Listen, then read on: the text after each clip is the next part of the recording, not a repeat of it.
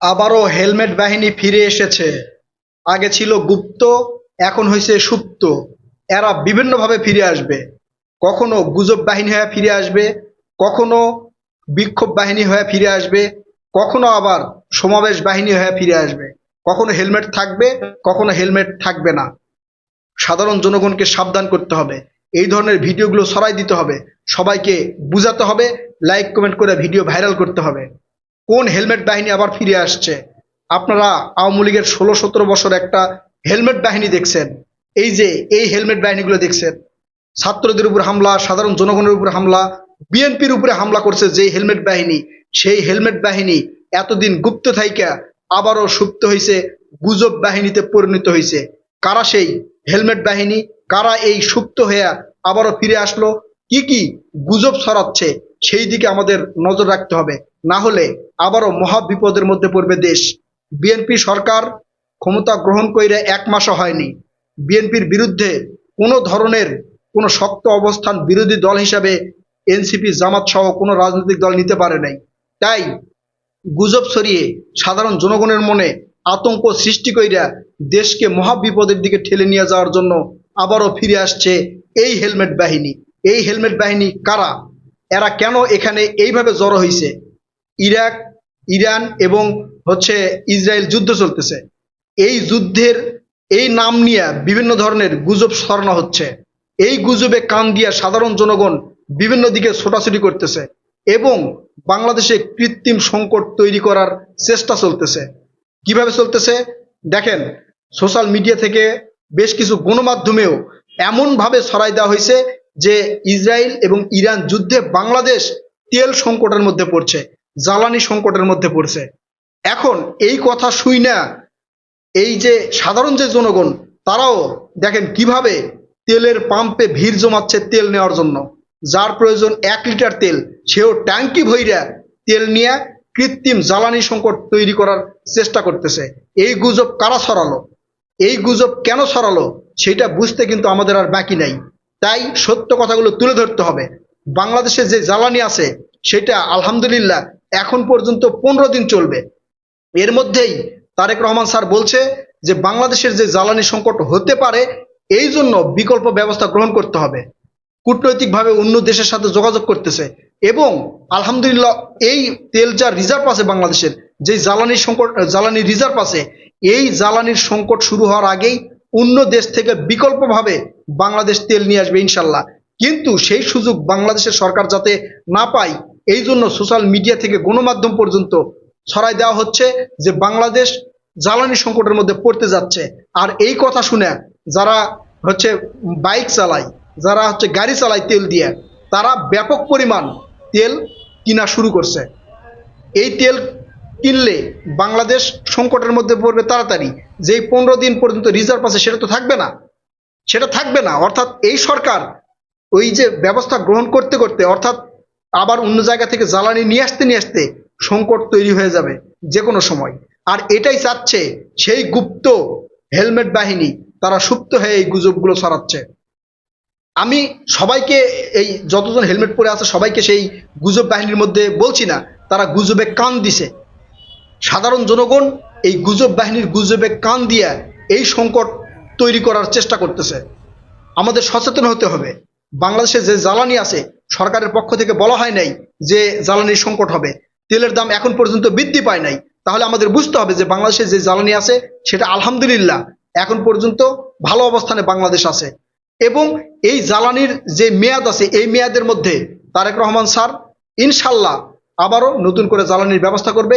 জ্বালানি সংকট বাংলাদেশে হবে না ইনশাল্লাহ, হবে না ইনশাল্লাহ।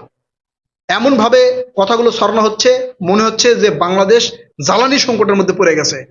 জ্বালানি সংকটের মধ্যে না পড়লেও জ্বালানি সংকটের মধ্যে ফালানোর পায়তারা করতেছে এই হেলমেট বাহিনী। এই হেলমেট বাহিনী তাদের দিনে লাগবে ১ লিটার, তারা ট্যাঙ্কি পূরণ করে করে তেল নিয়ে রাখতেছে। কেন করতেছে এটা বুঝতে আর বাকি নাই।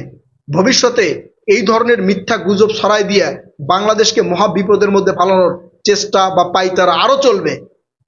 এগুলো থেকে সাধারণ জনগণকে সচেতন করতে হবে।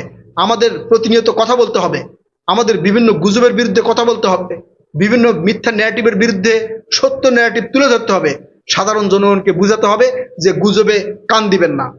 জ্বালানি সংকট হলে প্রথমে তেলের দাম বাড়বে, সেই তেলের দাম কিন্তু এখন পর্যন্ত বাড়ে নাই। জ্বালানি সংকট হলে আপনার বিদ্যুৎ বিভ্রাট হবে, লোডশেডিং হবে, সেটা এখনো শুরু হয় নাই। তাহলে এই মিথ্যা গুজবগুলো কারা ছড়ালো, কারা এই মিথ্যা গুজবের পিছনে কলকাঠি নাড়তেছে? আমি আগেই বলেছি যে বিএনপি সরকার ক্ষমতায় বসার পর থেকে বিরোধী দলের যে কাজ সেটা কিন্তু বিরোধী দল করতে পারে নাই। এই সরকারের এমন কোনো অবস্থান তারা তুলে ধরতে পারে নাই যেটা জনগণের বিরোধী, তুলে ধরতে পারে নাই। এবং এই সরকারের ভালো কাজগুলোকে উৎসাহিত করতে, দ্রুত করতে বিরোধী দলের যে ভূমিকা রাখার কথা সেটাও বিরোধী দল রাখে নাই। বিরোধী দল এখন চিন্তা করতেছে যে জনগণের মধ্যে কিভাবে আতঙ্ক ছড়ানো যায়। জনগণের মধ্যে আতঙ্ক ছড়ানোর আরেকবার চেষ্টা করা হয়েছিল। রোজার মধ্যে হুট করে এই কাঁচা যে দ্রব্যমূল্য এগুলোর দাম বৃদ্ধি করানোর চেষ্টা করা হয়েছিল, কিন্তু আলহামদুলিল্লাহ তারা সেটা পারে নাই, সেটা করতে দেওয়া হয় নাই। এখন পর্যন্ত এই যে রমজান চলতেছে, কোনো দ্রব্যের দাম আকাশ ছোঁয়া হয় নাই, অতীতের মতো আকাশ ছোঁয়া হয় নাই। এই সরকার দ্রব্যমূল্য নিয়ন্ত্রণে রাখতে পারছে, আলহামদুলিল্লাহ, ভবিষ্যতে রাখবে। জ্বালানি সংকট যে গুজবটা ছড়ানো হয়েছে, এই গুজবে কেউ কান দিবেন না। বাংলাদেশে এখন পর্যন্ত জ্বালানি সংকট হয়নি, ভবিষ্যতেও হবে না ইনশাল্লাহ। বিকল্প ব্যবস্থা গ্রহণ করা হবে, এটা নিয়ে কোনো টেনশন করার কারণ নেই। কিন্তু সাধারণ জনগণকে অস্থিতিশীল করতে, সাধারণ জনগণের মনে অস্থিরতা ঢুকে দিতে একদল পাইতারা করতেছে, এবং তাদের একজনের সাথে 10 জন সাধারণ লোক যায়ও এই তেল কিনা কিন্তু শুরু করছে। আমাদের এগুলো থেকে বের হয়ে আসতে হবে, সাধারণ জনগণকে সচেতন করতে হবে, না হলে দেশ মহা বিপদের দিকে যাবে। আর এই মহা বিপদের দিকে ঠেলে দিচ্ছে কিন্তু সেই গুপ্ত বাহিনী। এবং আওয়ামী লীগের সময় যারা হেলমেট পরে ছাত্রদের উপর, সাধারণ জনগণের উপর আর বিএনপির উপর হামলা করছে, তারা কারা সেই তথ্য কিন্তু ফাঁস করে দিয়েছে সাংবাদিক মাসুদ কামাল স্যার। এবং ভয়েস বাংলা নামের একটা কিন্তু চ্যানেল আছে, মোস্তফা ফিরোজের চ্যানেল, সাংবাদিক মোস্তফা ফিরোজ স্যার, তিনি প্রকাশ করে দিয়েছেন যে মাসুদ কামাল স্যার বলেছেন যে আওয়ামী লীগের সময় যারা হেলমেট পরিহিত ছিল তারা শিবিরের লোক, তিনি প্রচার করেছেন। তার মানে এখন বুঝতে পারছেন যারা গুপ্ত ছিল তারা সুপ্ত হয়েছে, তারা আগের মতো আর হামলা করতে পারতেছে না, তারা আগের মতো মানুষকে নির্যাতন করতে পারতেছে না, তারা আগের মতো মানুষকে মারধর করতে পারতেছে না, কিন্তু তারা এখন মানুষের মধ্যে অস্থিরতা সৃষ্টি করার জন্য গুজব তৈরি করতেছে। এই গুজব থেকে আমাদেরকে সাবধান হতে হবে। এই গুজব যাতে তৈরি করতে না পারে সেই ব্যবস্থা আমাদের করতে হবে। আমি বারবার বলে আসি, এই সোশ্যাল মিডিয়ায় এখন পর্যন্ত জামাত শিবিরের বট বাহিনী ব্যাপক আধিপত্য বিস্তার করে আছে। তারা একটা করে কথা বলে আর ব্যাপকভাবে ছড়িয়ে দেয়, যেটা সাধারণ জনগণ দেখে আর অস্থির হয়ে যায়। সেটার বিরুদ্ধে আমাদের ন্যারেটিভ তৈরি করতে হবে, সেটার বিরুদ্ধে আমাদের শক্ত অবস্থান তৈরি করতে হবে, না হলে মহা বিপদের মধ্যে দেশ চলে যাবে। এমনি ভঙ্গুর অর্থনীতি নিয়ে এই দেশ কতদিন সুষ্ঠুভাবে চালাতে পারবে বিএনপি, সেটাও কিন্তু আমরা একটু শঙ্কার মধ্যে আছি।